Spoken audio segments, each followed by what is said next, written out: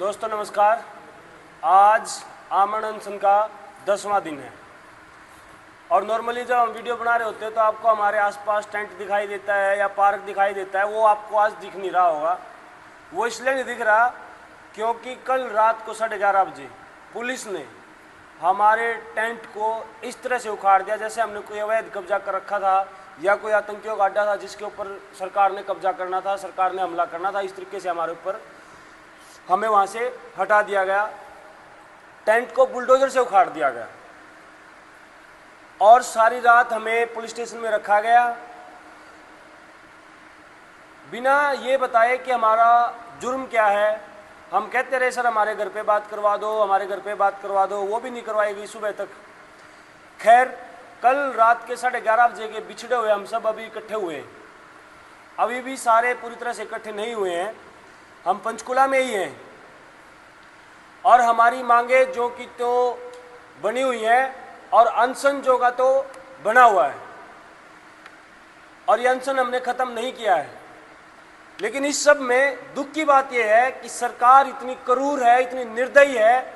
उन्होंने हमारे पास एसीपी साहब को भेजा, एसडीएम साहब को भेजा बातचीत करने के लिए और हम बातचीत ही कर रहे थे। एसीपी साहब, हमें बहुत दुख हुआ कि आपने हमें अपने छोटे भाई बोला था। आपने ये बोला था कि जिस दौर से हम गुजर रहे हैं उस दौर से आप भी गुजरे हो। एसडीएम साहब, आपने भी हमें यही बात कही थी। लेकिन हमें बदले में आपने क्या दिया? धोखा दिया आपने हमें बदले में।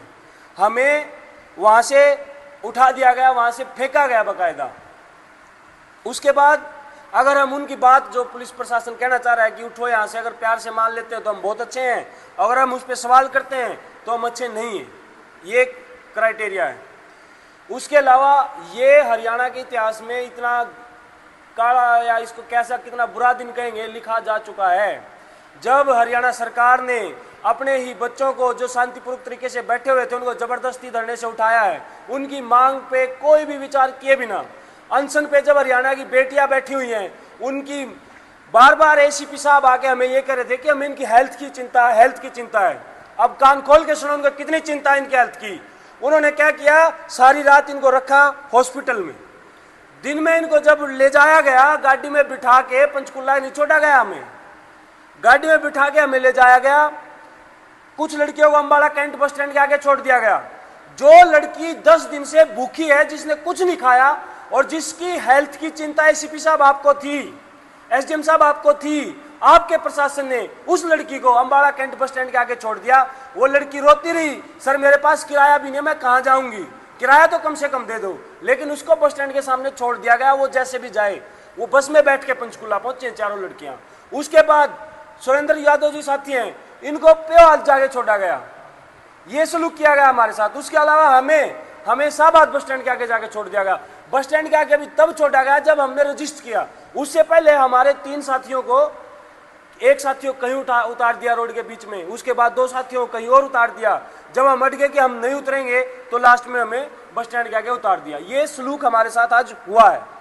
इसके अलावा जो साथी घरों में बैठे हैं, जिनको लगता है कि हमारी मांगे जायज हैं, हरियाणा में ज़्यादातर नौकरी हरियाणा वासियों को मिलनी चाहिए, जिनको ये बात लगती है, उन साथियों से हमारी अपील है।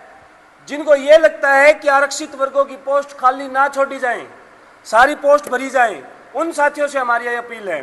जिन साथियों को ये लगता है कि सरकार और खासकर एचपीएससी आरक्षण की हत्या कर रही है, वो नहीं होनी चाहिए, उन साथियों से हमारी अपील है कि परसों, सारे साथी नोट कर ले, परसों सोमवार है, परसों, आज 27 तारीख है, कल 28 है, परसों 29 तारीख है, सोमवार है। आप सबसे हमारी अपील है कि परसों वापस धरना स्थल पे इकट्ठे हों। जो अपने आप को ये कहते हैं कि हम बहुत बड़े 30 मार खाए हैं, हम बाहुबली हैं, पता नहीं क्या क्या है, उन सबसे हमारी अपील है कि परसों पंचकुला धरना स्थल पर इकट्ठे हों। इसके अलावा उन नेताओं से जो अपने आप को दलित और पिछड़ों के नेता कहते हैं, जो ये कहते हैं कि हम आरक्षण बचाने की लड़ाई लड़ते हैं, जो ये कहते हैं कि हम संविधान की रक्षा करते हैं, उनसे भी हमारी अपील है कि आप परसों 29 तारीख को पंचकुला धरना स्थल पर पहुंचे। इसके अलावा जो ओबीसी समाज के अपने आप को नेता मानते हैं, जिनको ये लगता है कि हमारे अलावा ओबीसी समाज का कोई नेता ही नहीं है, आपकी बेटियों को उठा के ऐसे फेंक दिया गया जैसे खेत से कोई अंडे उठा के फेंक देता है। ऐसे उठा के फेंक दिया गया धरने से। आपकी उन बेटियों को जो 10 दिन से भूखी मर रही थी, जिन्होंने पेट में अन्न का एक दाना तक नहीं लिया था, उनको उठा के फेंक दिया गया, उनका टेंट को बुलडोजर से एक समान कर दिया गया, समतल कर दिया गया पार्क को। तो आप में अगर थोड़ी बहुत भी गैरत है, शर्म है, दया है, तो आपसे भी अपील है कि परसों 29 तारीख को सोमवार को सुबह 11 बजे पंचकूला धरना स्थल में पहुंचे। हम पंचकूला धरना स्थल पे दोबारा इकट्ठे होंगे और वहां पे एक पंचायत करेंगे। तो आप सबसे हाथ जोड़ के अपील है कि परसों सुबह 11 बजे पंचकूला धरना स्थल पे पहुंचे। धन्यवाद।